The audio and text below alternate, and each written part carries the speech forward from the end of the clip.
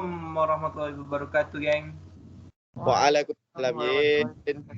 Okey, untuk kali ni kita nak bincang pasal case study Human Resource Management yang bertajuk Malaysian Unions Fight for Workers During Lockdown. Okey.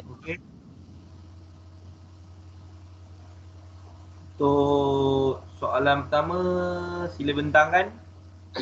Okay, soalan pertama ni dia suruh kita analisis kes di atas untuk dapatkan maklumat. Maklumat dia nama trade union, jenis trade union, dia punya industri yang trade union represented kan, atau lepas tu dia punya trade union ni macam mana trade union ni memperjuangkan hak pekerja mereka dengan isu apa yang trade union ni dengan company tu.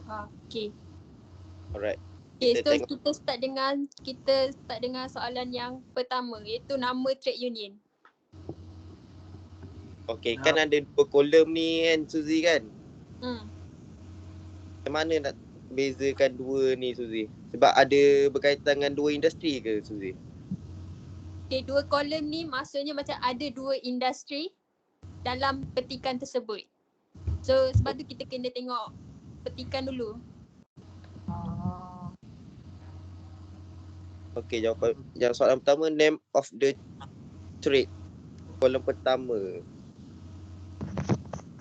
So soalan pertama tu dia punya nama. Nama trade union apa agak-agaknya yang korang rasa? Okey, yang aku dah baca dalam petikan tu, aku dapat jumpa satu, iaitu yang pertama Electronic Industry Employees Union Southern Region. Sorry. Okay, yang kedua lah, kau rasa kau dapat tak soalan jawapan dekat petikan lah? Aku baca yang kat petikan bawah tu, jawapan dia The National Union of Transport Equipment and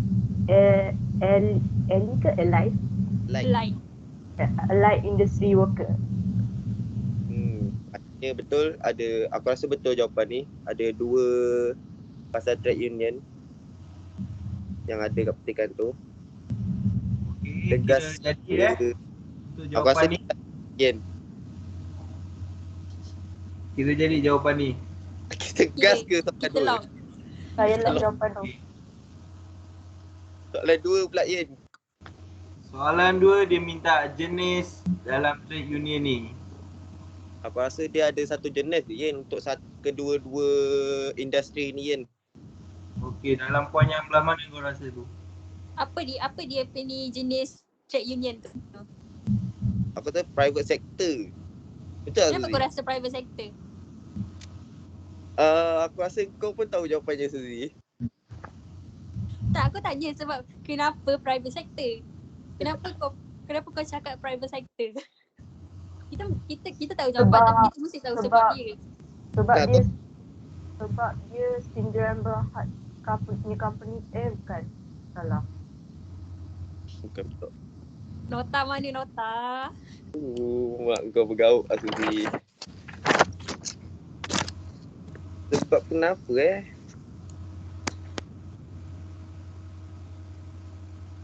Sebab apa Suzy? Kau tahu jawapannya? Sebab kenapa dia private sector? Sebab dia cover semua pekerja di dalam bawah satu industri yang sama. Industri apa yang sama tu? Industri macam industri elektronik, apa namanya dia satu tu, automotive accessories, Transportation. Transportation. Oh, dia tu bawah satu yang sama lah Suzy. Yes. Ada dalam teks ni Suzy. Tapi kan private sector trade union kan dia ada dua. Mana satu dia punya tu. Dia di bawah mana? National Trade Union. Yeah, betul. Betul. Aku lock jawapan ni lah. Aku rasa betul lah Suzy punya pandangan ni Yen. Okey, baik, kita teruskan dengan soalan ketiga lah teruskan soalan ketiga Yin. The industry that represented by the trade unions. Okay, yang jawapan yang ni kita kena tengok balik dekat artikel. Kita kena baca satu-satu dulu. Okay.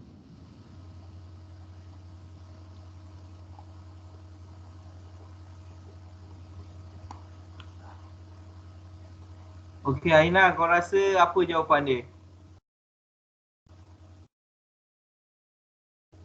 Provide free insurance untuk dia punya member. Aina, soalan nombor 3 salah, Aina. salah. Awak salah dengar soalan ni. Oh, aku terima. Tak apa Yin. Aku jawab yang pertama Yin. Maaf saya terjawab nombor 4. Nah. Mula kau tidur lagi dah. Orang tengah bincang ni. Ni dekat petikan ni memang ada 2 industri je Yin dia cerita Yin pasal trade union Yin. Okay, yang pertama. Yang pertama apa nah? Kalau Elektronik. Kedua? Automotive accessories. Kan senang sebab ada 2 je nah. Kat dalam petikan ni.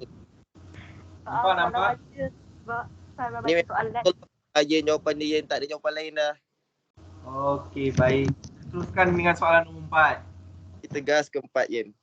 How the trade unions fight for their workers. Yang Ni yang soalan ni aku dengar hari tu puan kata apa ni general. So aku ambil lah apa ni jawapan dia general. general. Oh, ni jawapan general lah ni. Kau bagi 3 point lah. 3 point. Oh. Okay, yang pertama untuk EI apa nama trade union? EI EUSR ni dia punya macam mana dia apa ni trade union ni memperjuangkan hak pekerja mereka dengan menyediakan apa free insurance. Lepas tu dia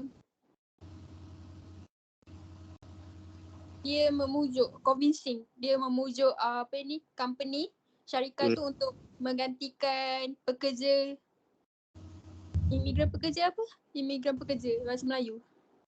Imigran pekerja. Pekerja imigran. Imigran lah. Melayu dia imigran ke? Oh, Melayu dia imigran Okay, apa ni pekerja imigran menggantikannya dengan pekerja lokal. Pekerja macam warga negara. Faham. Yang ketiga ni point ni is Baca Yen. Yen nombor 3 Yen. By defending wait terus. Aduh, Yin lanjut lah. Okay. Yang ketiga tu by defending its members' interest. It often takes members' cases whether it's unfair dismissal or unsatisfactory termination package to industrial court to fight for their right. Okay, kira fight dalam court lah ni Yin untuk dapatkan hak dia lah Yin. Berdasarkan petikan je lah tu. Oh, General kan? aku rasa kalau untuk NUTEAW ni, transportation ni, point pertama, reduce 48 hours of work per week to 40 hours in some company. Dulunya 48 jam je Yin. Lepas tu nak reduce sikit lah, 8 jam tu tolak, jadilah 40 Yin. Lepas tu, kedua pula, negotiating insurance scheme Scheme. Ni korang tahu kan apa maksud dia. Kita nego insurance scheme tu. Lepas tu negotiating with employer to extend medical benefit to workers family members. Kita bagi employers tu macam bukan kesihatan. Macam medical insurance lah untuk family pekerja tu kalau jadi apa-apa kan. Aku rasa tu memang jawapan yang paling sesuai lah aku rasa. Okay. Kita terus ke soalan 5 Yen. Okay, untuk soalan kelima, the issues between the trade unions and the company. Yang ni kita kena tengok balik kat artikel. Kita kena tengok balik kat artikel. Boleh.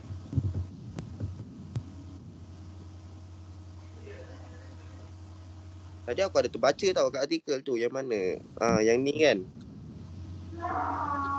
Okay, yang dia kata on 21st March, Industrial Affiliate Electronic Industry Employees Union Southern Region lodged a complaint with the police against MFS Technology. Lepas tu apa ni yang bawah tu dia kata the company defied the movement control order of the Malaysian government instructing all non-essential companies to shut down between 18 until 30 March due to the outbreak of COVID-19. So agak-agak dekat perenggan ni mana dia punya, ada ke isu dia? Isu antara trade union dengan company tersebut. Ada lah dia. Pasal COVID-19 tu. Kenapa, apa isu dia? Isu sebab COVID. pasal COVID ni. No, dia tanya, tak, soalan dia tanya apa punya isu antara trade union dengan company. Itu isu dia. Isu dia trade union tu dengan company. Apa isu dia? Dia tak bagi buka. Dia tak bagi tutup. Dia tak bagi tutup ke buka? Shutdown kan? Dia tak bagi beroperasi lah kan. Shutdown. Dia tak bagi tutup lah. Sampai tarikh sekian tu 18 hingga 31 Mac. Disebabkan COVID-19. Tu ke? Apa jawapan dia tadi? Apa aku cakap tadi? Aduh, orang dah panjang lebar lah Suzy. Terpaksa tutup company tu. Disebabkan COVID-19. Kau jawab apa ni sebabkan COVID, apa ni company tu suruh tutup macam tu? Macam tu lah. Kasnya, mengikut tarikh yang dia bagi kat petikan tu lah 18 hingga 31 Mac. Tapi kalau kau baca balik dia punya petikan, dia kata the company defied the movement control order of the Malaysian government. Defied ni masa dalam mengingkari. Company tu tak nak tutup. Yes. Dia tak jaga. Boleh. Bahaya. Dia nak beroperasi dah maksudnya. Isu dia punya company dia tak nak tutup dia punya company dia. So dia nak teruskan juga walaupun time tu adalah MCO. COVID-19. Yes. Dia tak jaga kebajikan pekerja le. COVID-19 kan bahaya kalau kau bekerja dalam keadaan COVID-19 je. Dia tak takut COVID tu. Patutlah dia bergaduh dengan trade union ni. Faham. Pada tarikh sekian ni lah 18 hingga 31 Mac ni lah Suzy Ya. Yeah. Faham. Yakin tak dengan jawapan tu ya?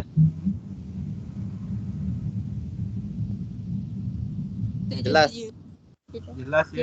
Masuk akal. Masuk. Kita pergi yang kedua. Go. Soalan kedua Yen.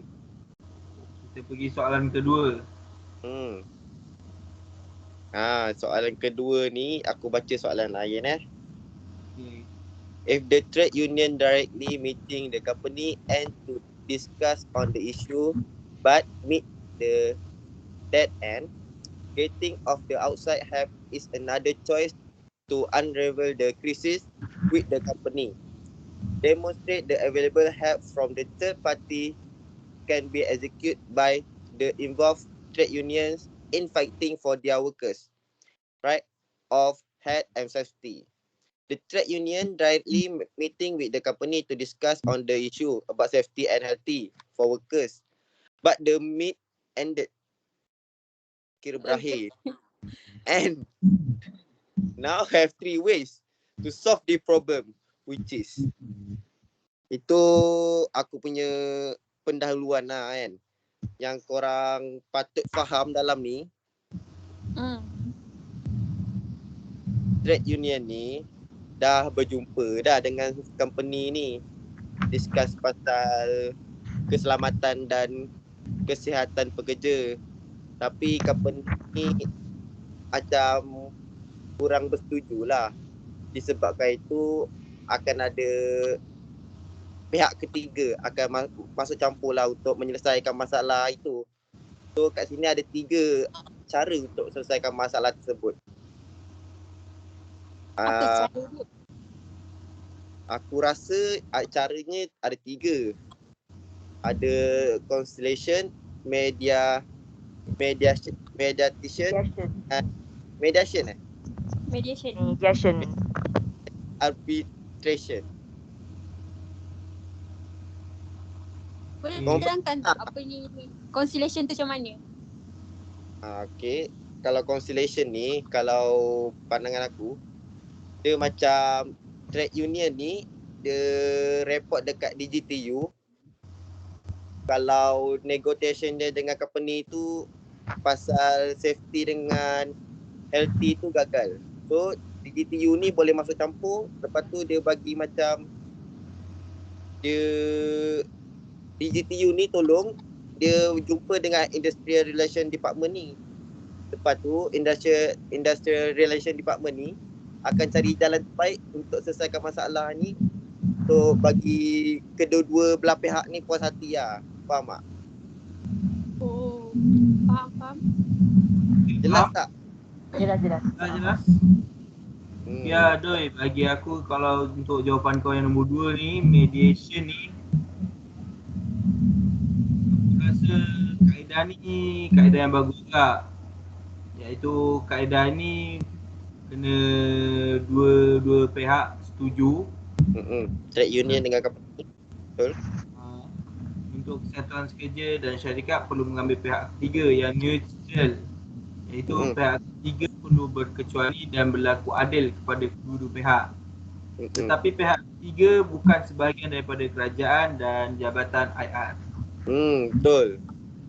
Sebab diorang kalau daripada pihak kerajaan dengan IR ni, dia macam jadi berat sebelah tau Yen, antara trade union dengan company tu Yen. Sebab itulah dia akan ambil orang ketiga tu, orang yang neutral, yang akan bebas kau tahu daripada segala macam orang kata pangkat lah, apa nama lah Yen, kau tahu tak Yen? Okey, faham. Kalau yang ketiga ni macam mana? Aku kurang faham sikit lah. Yang ketiga ni, korang kurang faham kenapa aku pilih jawapan ni? Dia macam sedap dah nama dia. Dia maksud dia. Dia sama je. Cara dia sama dengan mediation ni. Tapi dia punya orang ketiga tu. Orang ketiga tu lain Yin. Orang ketiga ni untuk arbitration ni orang yang dalam court Yin. Kau tahu Yin? Dalam maksudnya macam mana ya? Kerajaan ke? Maksud dia apa? Dia dalam court ni, aku rasa bukan kerajaan Yin. Orang dalam court ni kira macam apa ni terangkan? Orang kita dia ada kaitan memang industrial, dia memang dalam court je Yin orang Yin. Lepas tu kalau dari segi keputusannya Yin, dia akan tengok lebih detail lah. Macam contoh dalam soalan ni pasal kesihatan dengan keselamatan kan. Dia akan macam belah trade union kan. Trade union dia bawa dokumen-dokumen penting pasal kesihatan dan keselamatan pekerja-pekerja tu. Kenapa penting sangat kesihatan dengan keselamatan pekerja tu untuk sebuah company tu. Dia bagi dokumen dekat orang yang jaga court ni. Sama juga macam pihak company. Company tu bagi dokumen-dokumen dia kenapa dia tak pekerja dia tak dibenarkan safety dengan healthy ni ada dekat dalam company tu. Lepas tu keputusan tu berdasarkan dokumen-dokumen yang dibagiin antara kedua pihak tu. Itu neutral. Dia neutral juga. Berdasarkan dokumen yang dibagi lah Yin. Keputusannya kiranya. Faham kan? Faham. Masuk akal tak masuk akal jawapan aku, Yen? Kita dah cari kan. Aku percaya dengan kata-kata kau sebab kau dengan begitu yakin. Aku yakin. Memang kita teruskan dengan nombor 3. Terus nombor 3. Baca sikit. Untuk yang nombor 3, your discussion system must display the leadership, autonomy and responsibility. Salah. Aku dah baca kata kau. Aduh. Sometimes. Sometimes tu ya. Sometimes. Maafkan saya. Aku fikirkan jawapan. Sorry. Okey, untuk soalan nombor 3. Sometimes urgently action does not lead the other party to come to the agreement. Taking aggressive action become an option to suppress the opponent to concede with the demands. What actions that can be optimized by the involved trade unions so that the company abides the government's instruction accordingly. Okay, Aina nombor 3 boleh jelaskan? Action dekat dalam konteks action ni ada 3 tapi aku pilih 2 je sebab yang lagi satu tu untuk macam orang atasan. Macam sebab tu pilih 2 je. Yang lagi 2 ni memang untuk employees punya. So apa dia punya tu? Aina jawapan dia. Yang pertama adalah picket by employees. Picket ni worker who belong to trade union and have a trade dispute with their employer have the right to join picket at or near the workplace. Maksudnya worker yang belong to trade union ni boleh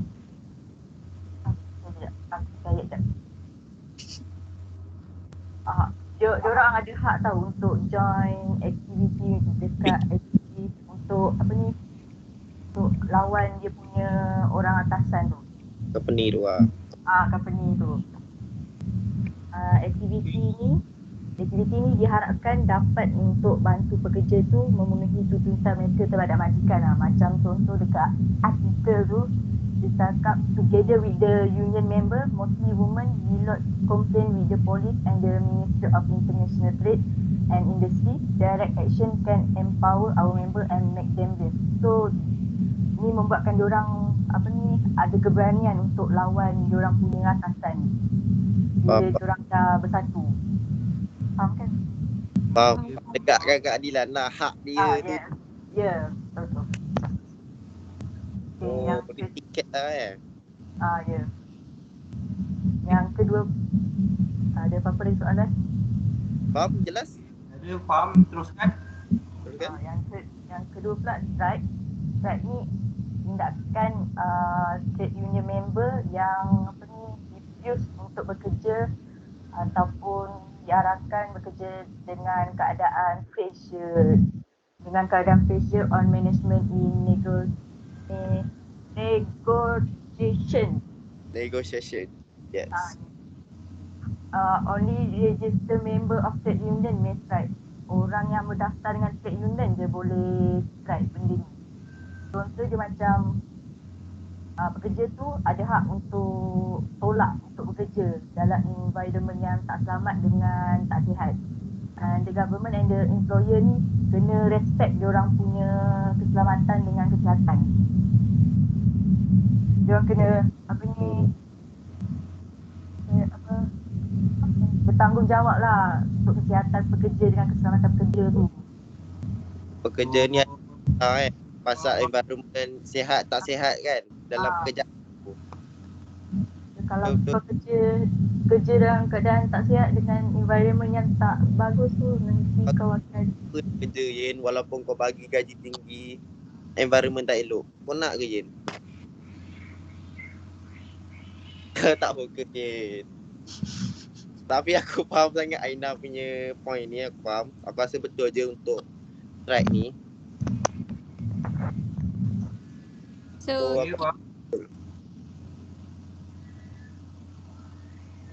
ya tu Zee. Ingatkan Hazrin nak cakap tadi. Penong kan. soalan nombor 4 pula. Keempat lah. Go. Okay, soalan yang nombor 4 tu kan. Aku baca Boleh?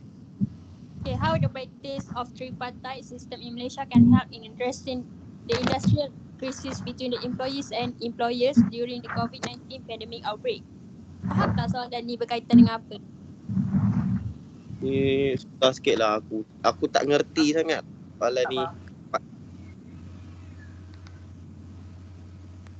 Yang aku tahu pasal tripartite ni lah sistem dia. Apa yang aku faham dengan soalan ni kan, dia nak kita kita analisis macam mana amalan sistem tiga pihak kat Malaysia ni. macam mana majikan dia ataupun daripada government kepada majikan tu kepada pekerja. Kalau macam untuk ni kan tripartite kan, tripartite kan macam ada tiga parti. So macam kalau government tu buat apa dekat majikan, lepas tu majikan tu buat apa kat pekerja. Gitu. Itu apa yang aku faham lah. Okey lah.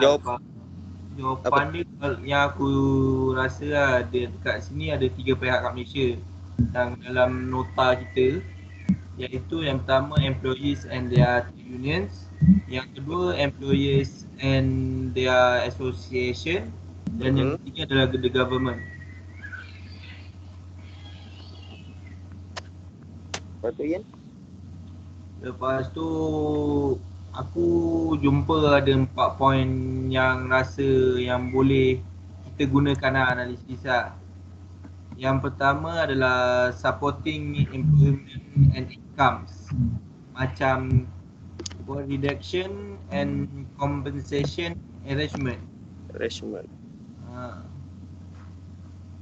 Kita nak bagi contoh macam negara China lah. The government has issued a notice to ensure that the contracts of migrant workers are not terminated in the case of illness or containment measures. Apa tu Ian? Okey, macam kat China lah, dia macam tolong dia punya pekerja tu untuk macam mana aku nak cakap. Cara Ian? Bateri tak ada ni Ian? Dia macam nak tolong pekerja tu lah untuk mendapatkan income dengan membuat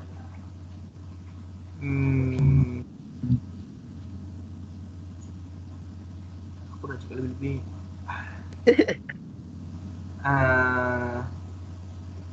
Okey lah, untuk yang tu dia nak macam kurangkan kerja lah sebab nak selamatkan daripada krisis ni. Dia macam kita membuat pengurangan pembayaran lah dalam masa bekerja tu. Oh, dia kurangkan pekerja. Oh, dia kurangkan pekerja lah Ian kiranya. Ya, dia lebih kurang macam tu. Kurangkan pekerja, kurangkan bayaran lah kiranya. Untuk nak save the company jugalah. Dapat saving juga kepada company, betul? Betul. Okay.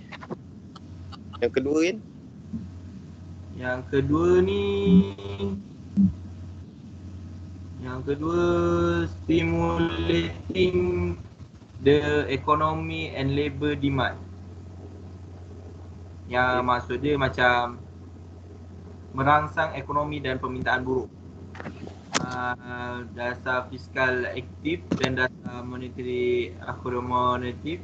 Macam contohnya macam bank pusat kat Australia, Canada, New Zealand dengan UK dengan AS kan. Diorang menggunakan kadar faedah untuk kita nak kurangkan daripada kita ni terus membazir ke macam tu lah, terus keluar duit macam tu. Macam lagi satu contoh adalah macam kerajaan Korea Selatan, dia mengumumkan pakej sokongan khas dengan bajet sebanyak 20 trilion pada 2020. Oh, banyak juga Ian. Untuk macam dia bagi kita bagi pinjaman dekat rakyat, dekat pekerja tu lah, bagi pinjaman. Nanti ada masanya dia tak masukkan cukai semua. Tak masukkan cukai lah kat kerja dia. Tolak cukai semua tak ada lah. Dia tak nak masukkan cukai kat dalam tu. Untuk mengelakkan daripada masalah kepada pekerja tersebut. Faham. Labor dia. Okey, Okey, seterusnya adalah protecting workers in the workplace. Melindungi pekerja kita dalam tempat kerja dia lah. Untuk kita nak mengelakkan daripada apa ni, kita nak kena jaga kita punya pekerja supaya pekerja kita ni tak ada dalam masalah semua. Pekerja pun senang bekerja. Contohnya macam kita buat jadual kerja yang macam contoh sekarang macam COVID kan sekarang. Ramai orang nak kita punya banyak company nak pekerja dia selamat, dia buat bagi pekerja tu buat kerja dari rumah. Betul? Faham. Macam contoh kat dalam poli lah, macam kat poli ni ada lecturer dia boleh kerja kat dalam poli ada lecturer boleh diganti-ganti, ada yang kerja kat dalam, ada yang kerja kat dalam rumah. Betul. Faham. Okey. Itu yang aku faham lah untuk poin ketiga. Okey, faham. Jelas? Okey. Bagi poin keempat pula adalah aku tak pasti sebenarnya untuk jawapan nombor 4 ni betul ke tidak. Tak apa. Kita fahamkan sama-sama Yan. Pencegahan diskriminasi dan pengecualian. Dia macam mana yang aku nak cakap? Diskriminasi treatment.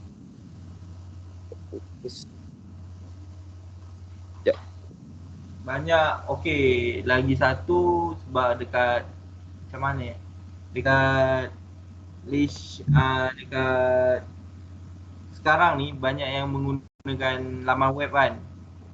Lepas tu banyak dengan orang tengah tak ada duit, orang banyak senang nak buat kerja senang, dia buat benda macam scammer. Okey, faham scammer. Untuk cara kita nak menangani tu, kita kena buat cara yang beza lah. Macam kita kena laporkan benda-benda ni. Lepas tu Kementerian Kehakiman macam kita punya kat Malaysia ni, dia telah sediakan satu laman web untuk mengelakkan daripada pekerja tersebut terkena macam benda-benda macam ni lah. Untuk disambungkan kat dalam talian mereka untuk melaporkan apa yang berlaku kalau terjadi. Dah lah sekarang tengah COVID, lepas tu ramai orang yang susah nak cari duit, susah nak cari kerja, cari duit macam ni. Jadi dengan benda ni kerajaan dia macam dah keluarkan satu laman web untuk mengelakkan daripada berlaku apa-apa musibah macam ni. Yen, jap Yen. Apa kaitan discrimination dengan scammer? Sebab kalau macam dikata prevention of discrimination ni mestilah berlaku dalam sesuatu syarikat tersebut. Tapi apa kaitan dengan scammer? Dia macam contoh kan, kau tahu tak macam kita sekarang kerja dalam online kan? Betul, faham.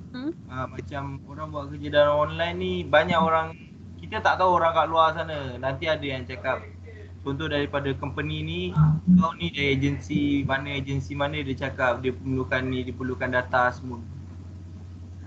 Benda macam gitu kita nak mengelakkan. Dari kecurian data? Lebih kurang macam gitu lah yang aku faham, walaupun aku ragu-ragu dengan jawapan ni. Kalau kecurian data tu scammer kan? Ke Suzy ada jawapan lain ke Suzy? Tak ada, just macam confused sebab dikatakan prevention. Ragu-ragu dengan jawapan ni, mula-mula nak ambil tu. Sebab dia kata prevention of discrimination, pasal tiba pula part scammer. So macam dia agak confused. Apa yang kau faham tentang diskriminasi tu?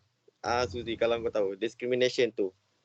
Kalau macam yang aku faham discrimination kan ke dalam satu syarikat, macam contohnya pekerja A ni diskriminasi terhadap pekerja macam mana nak cakap, macam pekerja A ni dia Kau pilih kasih. yes Kasih kan? Dia yang hilang Dia- ke? Tahu. Continue. macam lebihkan orang ni padahal orang tu buat kerja bukan? Tu Macam diskriminasi. bagi aku macam tu bagi diskriminasi. Macam contoh diskriminasi terhadap pekerja. Macam contoh kan sekarang kan syarikat kan banyak contoh kalau kita nak bekerja, lepas tu kerja tu macam ditulis requirement dia adalah Mandarin. Dia kena kuasai bahasa Mandarin. Mandarin speaker. Lepas tu macam contoh kalau kita ni tak pandai bahasa tak pandai bahasa Melayu pula. Tak pandai bahasa, kita tak pandai nak cakap Mandarin. So kita tak dapat kerja tu. That's kind of discrimination lah yang macam aku faham. Oh, lebih kat macam tu lah. Tu boleh dikatakan racist ke Suzy? Maybe. Macam gitu jugalah tak aku diskriminasi. Sebab kalau aku tengok dekat dekat US kan, diskriminasi terhadap pekerja dia macam racist juga. So Betul aku Macam apa juga. tu macam bad guy. Oh, itu kan boleh jadi isu juga kan, sebab racist ni bahaya. Aku rasa itu yang Yen nak sampaikan dalam jawapan dia, cuma dia kurang faham lah pasal discrimination ni. Ya, betul. Saya ragu-ragu sedikit lah pasal nak bagi point tu. Tahu ya, sekarang ni kita lebih jelas. Kita boleh lagi aku rasa Yen. Sekarang dah jelas kan? Okey, semua soalan sudah terjawab ya? dah. Aku rasa So okey je. kita pun dah settle. So Okay. closing. Semua okey Okey, semoga Ya, aku harap jawapan yang kita beri tiada masalah lah. InsyaAllah Yen Kita pun dah sebelah suara setuju jawapan ni semua. Lock jawapan tu. Kita lock Setuju, buat kata. Suzy, setuju? Dan aku okey kan?